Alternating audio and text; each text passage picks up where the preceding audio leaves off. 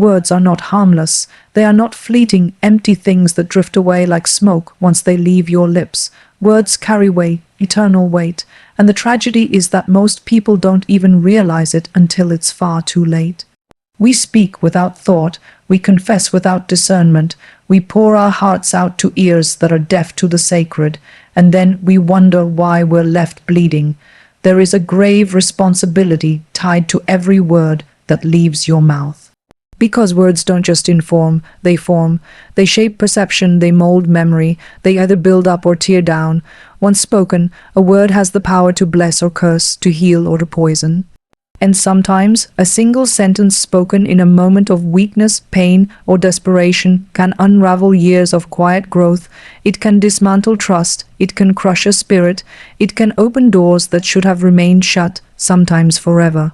We forget that not every truth is meant to be shared in every place. Just because something is true doesn't mean it is time to say it.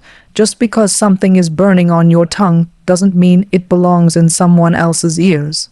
People are quick to say, speak your truth, but no one talks about where or when or to whom. That matters more than most are willing to admit. The wrong truth in the wrong hands is a weapon, and sometimes the one wielding it doesn't even know they're doing harm. Have you ever watched someone take your words you spoke in pain or in confidence or in vulnerability, and twist them, use them against you, store them away for another day like ammunition? That is the cost of reckless speech. That is the danger of failing to recognize that your words are sacred, and sacred things are never meant to be cheapened. This isn't about living in fear. This isn't about walking around with sealed lips and locked up hearts. This is about reverence. This is about knowing that every word that passes through your mouth should be weighed like gold on a scale. You are accountable, not just for lies or slander or gossip. No, you are accountable even for the truth when it is spoken without love, without wisdom, without restraint. And let me say this plainly, some truths, no matter how real, how painful, how desperately you want to share them, do not belong in public. They are not meant for casual conversation or thrown into the winds of social approval. They are meant to be carried carefully, prayed over, kept between you and the only one who truly understands the full weight of them. Because the moment they pass from your lips, they no longer belong to you. They are in someone else's hands now, and not everyone is worthy to carry what you've been entrusted to protect. We live in an age that glorifies vulnerability. Everywhere you turn, someone is telling you to be open, share your truth, let people in. And there's something beautiful about that. There's power in being honest, in being real, in showing the parts of yourself that the world doesn't often get to see. But what no one tells you, what they should tell you, is that vulnerability has a dark side. There's danger in it, there's a cost, and it's not one you always see coming until it's already been paid. You can't walk around with your heart in your hands and expect that everyone you meet will treat it with care. Some people see your openness not as something sacred, but as something useful. Some listen not because they care, but because they want to gather information. They want leverage.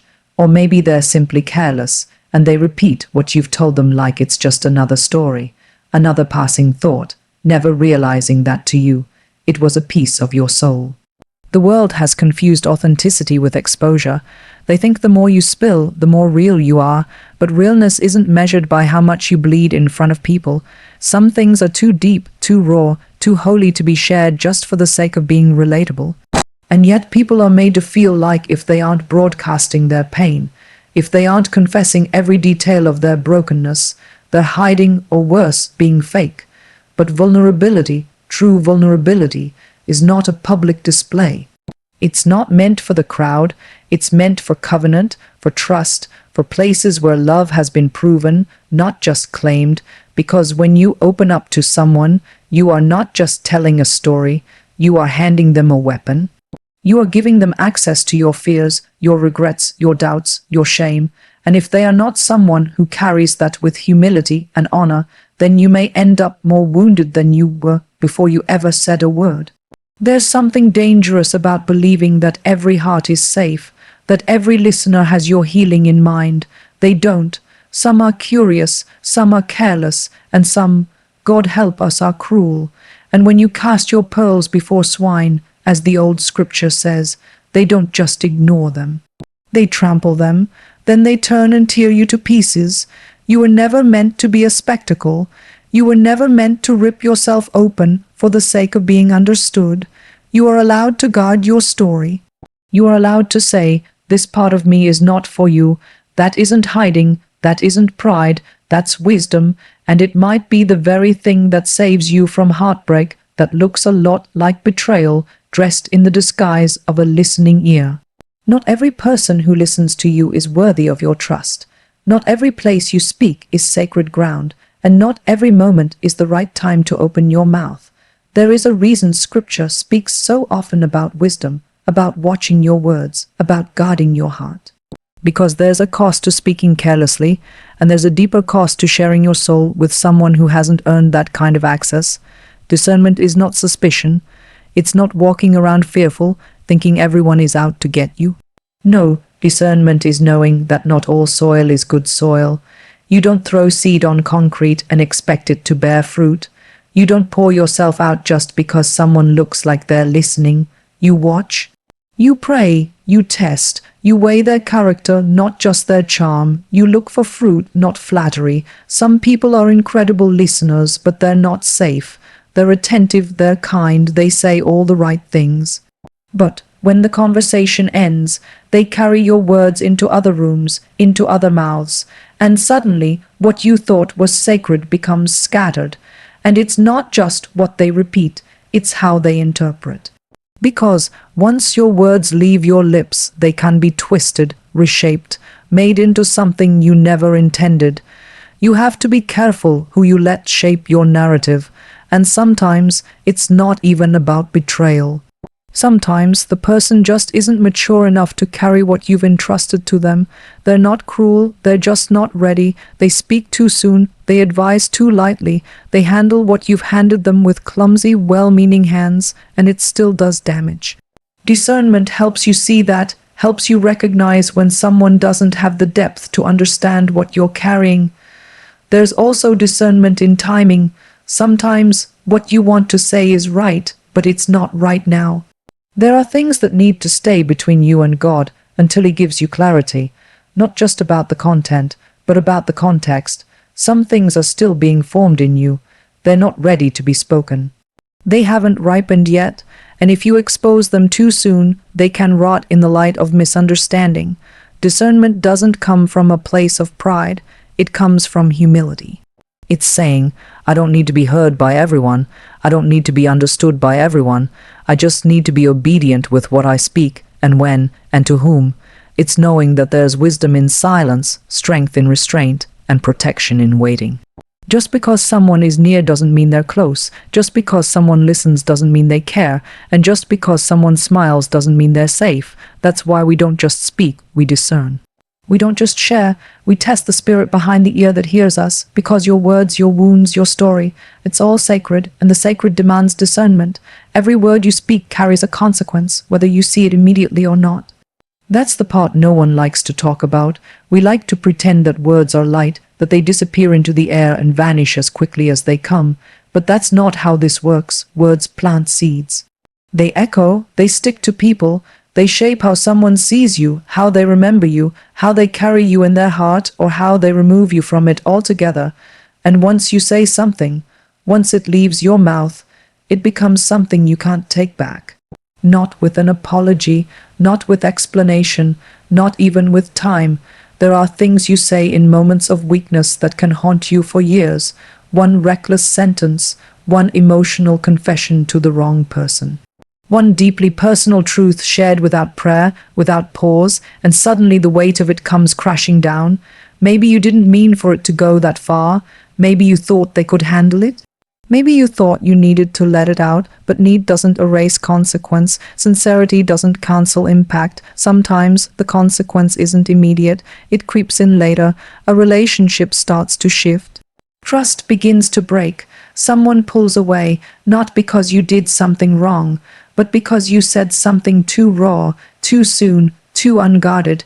You handed them a part of yourself they weren't ready for, and they didn't know what to do with it. And now you're left with silence where closeness used to be. Other times the consequence is loud. It's betrayal. It's the sound of your story being told in rooms you were never invited into. It's the sting of hearing your pain repeated with mockery or pity, twisted into something unrecognizable. And suddenly, you're not just grieving the mistake of speaking.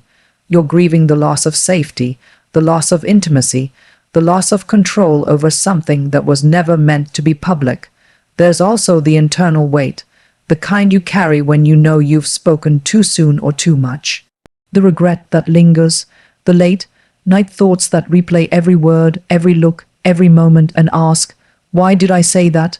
Why didn't I wait? That kind of consequence is quiet, but it cuts deep. And it stays with you. None of this means you shouldn't speak, but it does mean you have to treat your words like fire, capable of warmth, yes, but also capable of destruction. You must ask yourself, is this the right time? Is this the right person? Is this something that should even be said out loud? Because if the answer is no, or even I'm not sure, then you need to wait. You need to hold it. You need to understand that speaking is not just an act. It's a risk, and every risk has a cost. Some costs are light, but some costs you carry for the rest of your life. There's a kind of silence that doesn't come from fear.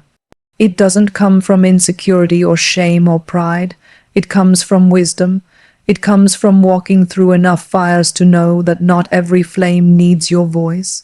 It comes from learning, sometimes the hard way, that silence can be a shield, a place of refuge, a holy ground where you meet God before you ever meet another person.